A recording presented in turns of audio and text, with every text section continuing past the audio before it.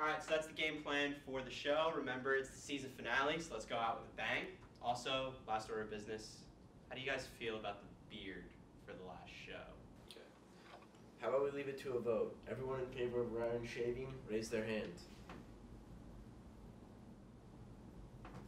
Everyone in favor of him keeping it, raise their hand. What, guys? Come on. I kind of like it. All right, Johnny. We get it, dude. You lost sports court. Enough with the hot takes. All right. I guess I'll shave it then.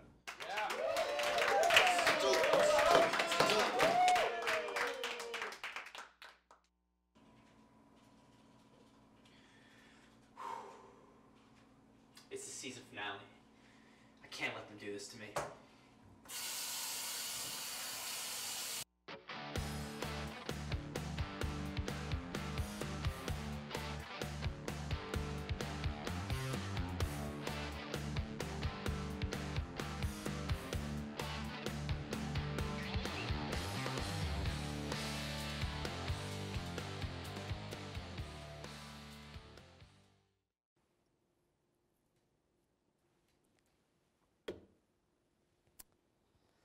We're now 13 weeks into the NFL season. We've seen everything from Patrick Mahomes' rapid rise to the top, to the Rams' unstoppable offense, and Drew Brees defying Father Time. All of this has led to the most touchdowns the league has ever seen up to this point in a season. While these teams have either 1 or 2 losses, is the high-flying offense strategy now a winning one in the NFL? Looking at the last decade of Super Bowl champions, there are only 2 exceptions to the defense wins championships rule. That being the most recent Patriots team to win, and the 2009 New Orleans Saints. So what exactly wins a championship? On Thursday night, the Dallas Cowboys made a statement to the entire NFL that defense is not a dead and worn-out concept. Dallas pounded the Saints' offensive line, shut down Michael Thomas in the running game, and was in the face of Drew Brees all night long. That Cowboys defense held the most potent offense in the league to 176 total yards on the night, the lowest amount of yardage New Orleans has recorded in a game in 16 years. 16 years. They let the league and everyone else watching know defense still matters and it could beat the best at any moment. Now, am I advocating that the Dallas Cowboys are Super Bowl favorites or should be considered as one? No, far from it. What I am saying, however, is that teams like the Cowboys, Bears, Texans, and Chargers should get far more consideration as contenders than the offensive juggernauts of the NFL are receiving. The Monday night matchup between the Chiefs and Rams was a ton of fun to watch. And while some key defensive plays were made in that game, there were a combined 105 points scored in that contest. When you play the type of run-and-gun offense that tries to shove a touchdown down your throat within 2 minutes of every possession, it's easy to forget the risk that comes along with it. For both teams, it kept their defenses on the field far too long to be capable of making consecutive stops. It also opened the door for the speed of Tyreek Hill to flash 80 yards down the field without anyone being able to stay within a country mile of him. A great game of football for sure, but was it winning football? I'm not here to be the angry old grandpa who says a game with no defense and powerful offenses is not fun to indulge in for a few hours. There's a reason that was the highest rated Monday Night Football game in recent memory. What I am saying, though, is that all who called the Saints-Cowboys game a snooze fest full of turnovers and lack of points might want to wake up and check the history books. Do the Ravens win the Super Bowl in 2013 without Ray Lewis, Terrell Suggs, and Ed Reed on that defense? Do the Giants shock the world against the Patriots in 2007 without Michael Strahan, Antonio Pierce, and Osi Umenyiora in that front seven? Are the Seattle Seahawks able to dominate the Denver Broncos without the Legion of Boom? Even in the midst of the worst season of his career, Peyton Manning was carried by Von Miller and the Denver defense to beat the Carolina Panthers in 2016. Yes, watching 13-10 games on primetime networks are not always fun. But it's time we appreciate the age-old tale that still finds a way to hold true in the modern era of football. If you have a good defense, you will always have a shot at the Lombardi Trophy. And if you don't, well, life gets a lot harder for you when January hits and the cold starts to not only freeze up your hands and feet, but your once red-hot offense. So enjoy the greatness of these offenses while it lasts. Jared Goff, Todd Gurley, and Patrick Mahomes are putting on a show that the NFL has been missing for years. Unfortunately, until those defenses in Los Angeles and Kansas City can figure things out, it's a very real possibility that we know these squads as a few of the greatest regular season teams to ever play. While teams like the Bears, Cowboys, and Ravens don't exactly have daunting offenses, they feed off the energy of their stifling defenses to build momentum and close out games. You are who your record says you are. Legends are made in January, and defense wins championships. 3 cliche phrases that are old, torn, and frequently used, yet still hold true. So welcome to the NFL, where defense is still the key to winning a Super Bowl. Now we're going to head over to Johnny Menachia for part 1 of the Hot Take Factory, where he'll be telling us why Derrick Rose, yes, that Derrick Rose, is an all-star this season. Johnny? Thanks, Ryan. It's been nearly 8 full seasons since the kid from Chicago put the NBA on notice as he became the youngest player to ever win NBA League MVP. After the Bulls sensation finished his MVP campaign, most were saying he was the most athletic point guard to ever play the game. With his epic dunk on Goran Dragic and his playoff slam against the Miami Heat, the sky was the limit for Derrick Rose. However, after a devastating ACL injury and a plethora of other injuries, D-Rose lost his stride and even thought about perhaps leaving the game during his Cleveland stint last year. This year, however, has been an absolute resurgence for a now 30-year-old veteran. So much so that I believe this season, Derrick Rose will be an all-star in the Western Conference. That's right, I said it, Derrick Rose is an all-star. I understand, Derrick Rose is only averaging 30 minutes a game. But in these 30 minutes, he's putting up nearly 20 points a game, and his per 36-minute stats are even better than that of his MVP year. It's often tough for a 6-man to make an all-star team, but let's not forget Manu Ginobili's all-star appearances. And how about the fact that Rose is shooting 49% from 3, a shot he's never had before this year? I know there's plenty of talent in the star-studded Western Conference, but what a story it would be of perseverance and never giving up on something you love. And we know the NBA loves making a storyline out of something. I will conclude this hot take by also adding that I would not be surprised if D-Rose won the fan vote, because you can ask just about any NBA fan and they're all rooting for D-Rose. That's all for part 1 of the Hot Take Factory. Back to you, Ryan. Thanks, Johnny. I'm now joined by Jacqueline Galvin and Michael Lagerwell to talk some MLB free agency before we head into winter meetings. They're only a week away. Guys, for the first time in a while, this free agent class feels like it's stacked. Let's just hit on the 2 big names that everyone's wondering about immediately. Bryce Harper, Manny Machado. Where do you guys see them playing next season? Well, I see Bryce Harper spotting a giant P on his chest in the Phillies uniform. You know, he's the most marketable star in baseball. The Phillies are going to throw, what their GM said, a stupid amount of money at him in free agency. You know, and plus, they just traded Carlos Santana, so that means they can move Rhys Hoskins, who's a defensive liability, to first, and that opens up a corner outfield spot for Bryce. And not only does he fit perfectly on their team, he gives that team an identity. You can't really name a Phillies player right now, but you can name Bryce Harper. Now, I think that Bryce Harper is going to go to the West Coast and go to the Dodgers. I think, like you said last show, he would be the solidifier in the outfield, and he has family in Las Vegas, and you know LA's pretty close to Las Vegas, so that's obviously a key factor for him. And batting, he had 130 walks last season. That is an insane number, and so getting him on base is just like another step into solidifying the Dodgers' dominance in the NL. Yeah, the Dodgers did claim Harper on revocable waivers in August when Washington put him out there. Obviously, they took him back, couldn't agree to a deal. So that would be interesting if he went there this winter. Yeah. Manny Machado, though, where do you guys see him going? Manny Machado is going to head to the big city. You know, he loves the pinstripes. He wants to be a New York Yankee. Tease me. You said big city. I'm thinking maybe the Mets. No, but Manny Machado fits in perfectly on the Yankees. The Yankees need defensive help on their infield. Miguel Andujar, playing third base, had a -2 defensive WAR last year, which is atrocious, unheard of. It's why he didn't win Rookie of the Year.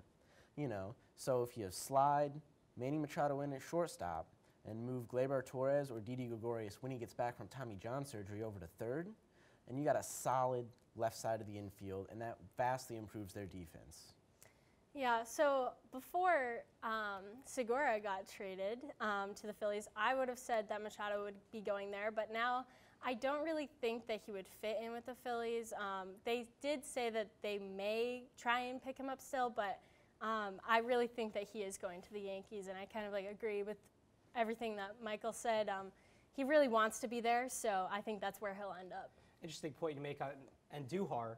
Favorite for the Rookie of the Year in the AL until Ohtani won it. Not for his defense, though, for his bat. So we'll see if Machado ends up in the pinstripes like you guys think. Should certainly be interesting to see where the two biggest names in baseball find a new home coming in the winter. But, guys, there's a few teams that are teetering on contender-pretender status. Who do you think needs to make a move now, and what is that move consisting of? So I think this is finally the year that the Minnesota Twins stop pretending and start contending. You know, what they're going to do is they're going to go out and they're going to make a big blockbuster trade for Paul Goldschmidt, who the Diamondbacks have reportedly been shopping. You know, they get Goldschmidt, and recently the Chicago White Sox just non-tendered Avisail Garcia, who just recently hit .330 and made the All-Star team. Add that with Juris Familia to shore up the bullpen, and you got a team that can win the AL Central right there. And now I think a team that really, I don't think they're going to be rebuilding, but I think this is a step to rebuilding, is the San Francisco Giants. They really need help in, I mean, a little bit of everywhere, but especially like in their outfield and getting on base. And you know, Bryce Harper was rumored to be looking out there, but I think someone who's cheaper and could do equally, not equally, but a semi-good job in helping them is Michael Brantley. He had I think it was like a .351 on base percentage or something, and the Giants really need help getting on base. And so that would be a definite help for them. And I think he's a leader, and that's what that team needs in their step to rebuilding. Yeah, maybe a team like the Giants tries to play like the Moneyball A's on base percentage. That matters. And the Twins, they're in a wide open division. AL Central is always up for grabs. So it'll most definitely be interesting to see where these teams decide to make a move. It's setting up for a very entertaining MLB offseason. Guys, thanks for joining me. When we come back, we'll hear from Noah Bender on who's hot and who's not. And then defending champion Hannah Brewitt will make her return to Sports Court to take on new challenger Jawan Kim to debate whether or not Markelle Fultz is an unfixable bust. All that and more after the break.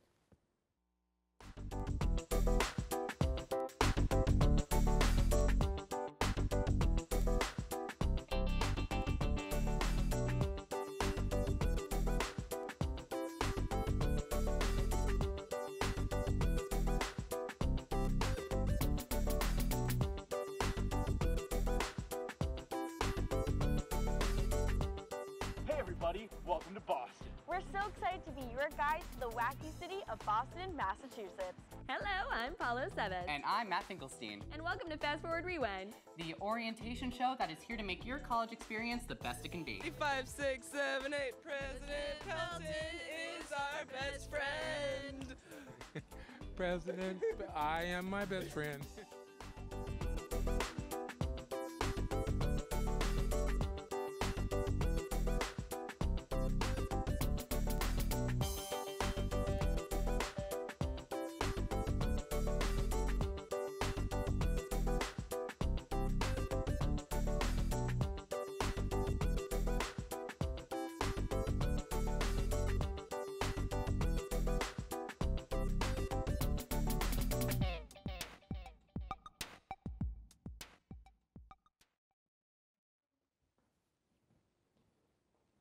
Welcome back to the Box Score. There's been a lot that has went on in the world of sports since our last episode. Here's Noah Bender to break it all down in a segment we call Who's Hot and Who's Not. Noah? Thanks, Ryan. For this week's Who's Hot and Who's Not, let's kick it off with who's hot right now in the NBA. It's a surprise to just about everyone on Earth, but the Los Angeles Clippers currently sit atop the Western Conference. Who would have ever seen that coming? Star in the rise, Tobias Harris is lighting it up from the field with an insane shooting percentage of 61.8%. He's helped on the pick and roll by Boban Marjanovic and my personal favorite NBA player, the imposing Polishman, Marcin Gortat. Coach Doc Rivers is doing a great job leading a team with no real star power to boast, making them a quiet threat. Highly unlikely that the Clips will win the Western Conference come April, but they're definitely in the mix this season. Now, despite no major roster changes and the recovery of their two All-Stars, the Boston Celtics are frankly stinking it up this year, currently 7th in the East. What happened to the team that was expected to win the conference and seriously contend for the title. Through 21 games, they are struggling to make shots in traffic, ranking 28th in shot attempts and baskets when driving to the rim. Gordon Hayward is underperforming, and so is Jaylen Brown. The Seeds got to get it together soon, or else they'll risk falling behind and getting lost in the shuffle. Now, Ohio State football is back on the rise. The Buckeyes jumped 4 spots in the rankings to number 6 following their big 62-39 win over Michigan last week, which, according to Fox, was the most watched regular season game of all time. Their quarterback, Dwayne Haskins, is having the best season for a Buckeye quarterback in program history and is one of the top players in the country. His play on the field was recognized nationally last Thursday when Haskins was named as one of the 11 finalists for the Manning Award, and he'll certainly be contending for that Heisman. In NFL news, Jacksonville quarterback Blake Bortles was benched following a 7-game losing streak that he blames himself for, saying, quote, "I put myself in this position. I didn't play good enough. I didn't win football games. I couldn't find a way to get it done." Currently sitting at 4-8 at the bottom of the AFC South, things are not looking good for the rest of the Jaguars season. That's all from me over here. Now back to you over there, Ryan. Welcome to Sports Court, where yours truly spends close to an hour trying to get this shedding hair off this wig off of his clothes after every show. This past week, rumors have been swirling around the city of brotherly love that the Philadelphia 76ers are exploring trades to ship out last year's #1 overall pick in Markelle Fultz. Today, we will hear the case on whether or not Fultz's career is salvageable or if the #1 pick should already be labeled an unsavable bust. Here to make the case against Fultz is our reigning champion, Hannah Brewitt, and defense will be represented by technical director turned hopeful lawyer, Jawan Kim. Before we head to opening statements, I'd like to thank our jury doing their civic duty. We will start by hearing both opening statements, but we'll begin with the prosecution. Hannah. Thank you, Ryan, or should I say your honor. You should. Markelle Fultz has played less than 40 games in the NBA, a small sample size, but not too small to identify him as a bust. When Fultz was drafted #1 overall in 2017, he was expected to enter the league riding the momentum from a stellar one-season college career. However, a shoulder injury caused him to miss 68 games of his rookie season, ruining any confidence he once had and completely altering his shot. Fultz came out of the injury a different player. The strong, versatile, offensive threat we once saw is now a stiff, timid non-factor. He seems to be overthinking everything from his terrible free throws to unproductive movement on the court. Even more concerning, his injury and rocky recovery raises questions about his durability as a player. He might be young, but Fultz will not recover physically and mentally from this. Fultz is already a bust. In his sophomore year at DeMatha High School, Markelle Fultz was cut from the varsity basketball team. You know who else got cut their sophomore year? The GOAT, His Airness, Michael Jordan. That's all I'm going to say. Fultz is not and will not be a bust. I would go as far as to say that I think Fultz will be a star in this league. The primary reasons for his lack of success thus far in the NBA is his shoulder and wrist injury, which has resulted in a broken shot, and a poor fit with the Sixers that comes with his lack of the ability to shoot. Fultz is in shape, however, still has the same explosiveness, and is a hardworking individual, as every person who has worked with him has testified. He just can't shoot, for now. The guy is 20 years old, just starting his second year in the NBA. He's played 33 total NBA games. Let's have some patience, people. Let's not forget why he was the #1 pick just a year ago. Granted, that was when he could shoot, but as one Eastern Conference scout said of Fultz now, he's shown that when he's willing to, he can get that 15-foot jumper at any time. And some of his moves in the paint or on the break are the kinds of things that most guys just can't do. Now that we've heard your opening statements, I'll open it up to the floor for debate. We'll start again with the prosecution. You know, you mentioned he can't shoot right now. This is worse than can't shoot. He could not throw a grape into a swimming pool. Anywhere other than 3 feet away from the basket, he is just not going to hit. The double pump free throw, he's completely lost any mechanics, turning him into a project player. The 76ers don't want a project player. What other team is going to want one either? Well, I think, first of all, there are many teams that would be willing to put in the time, such as the Hawks, who currently, their head coach was an assistant on the Sixers last year and has spent time with Markelle Fultz.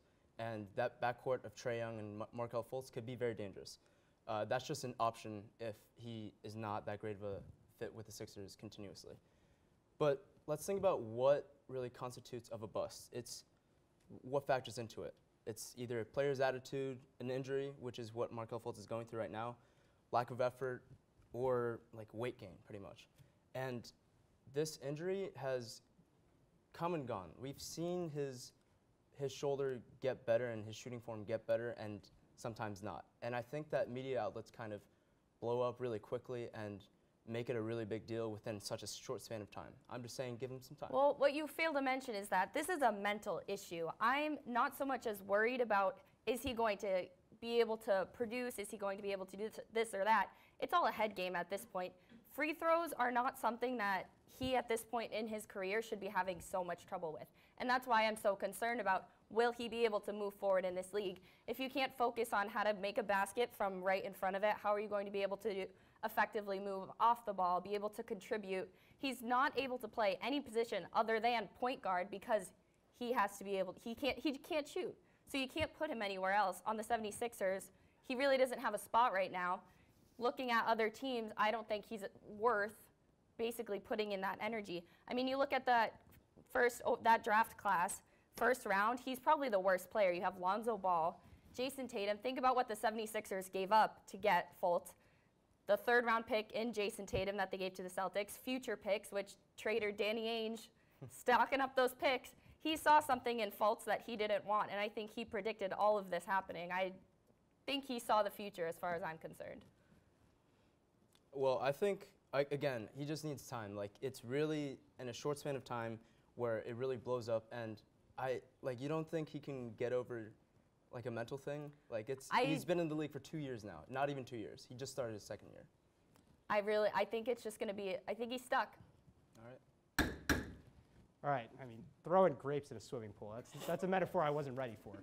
I think you've both made your case. It's time to wrap things up with closing statements before we let the jury deliberate in our commercial break. We'll begin with Hannah once again. Markelle Fultz is simply not built to last. He is not talented enough to be worth wasting precious cap space on a player that would sit on the bench all season. Thanks to injuries, we've barely seen him play, and in the rare moments that he has played, he looks, quite frankly, terrible.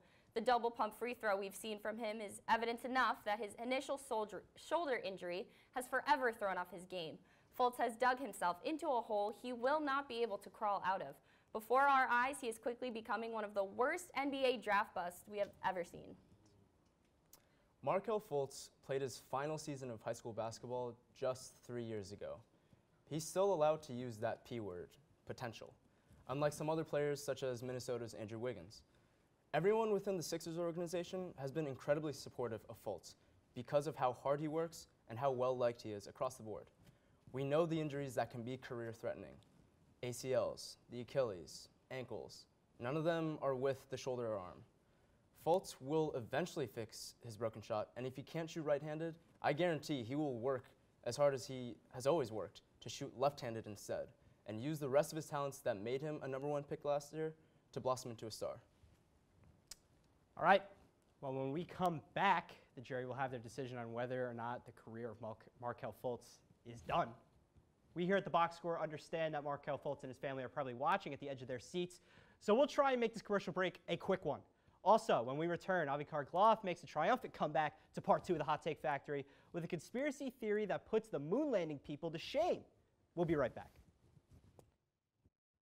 So yeah, it's like Emerson's very own late night talk show. We've got games like Jimmy Fallon, and we're hot like Jimmy Kimmel, and we've got guests. I'm going to talk to them. You can talk too, I guess. There's a live studio audience, and they're just going to laugh at everything we say, and it's going to be awesome. It's just this never-ending cycle of positivity and community and late-night content. I'm going to wear a suit. You should probably wear one too. What do you think? I think you should drink up, because it's closing time.